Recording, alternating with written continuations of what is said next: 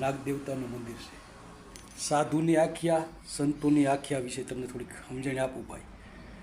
સાધુ ને ત્યાં એના ભક્તો જાય એટલે એમ કે ભાઈ અમારા સેવક આવ્યા છે.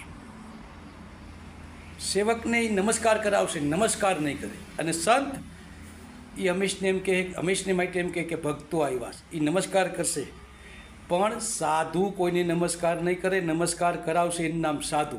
અને સંતોએ હંમેશને માટે બધાના દુઃખ લીધા છે. અમરેલીની અંદર મુરદાસ સંતે એક દીકરી પડવા જતી હતી ને એમ કીધું કે બેટા તું ક્યાં જાશ? તો કે બાપુ મારાથી પાપ થઈ ગયું છે.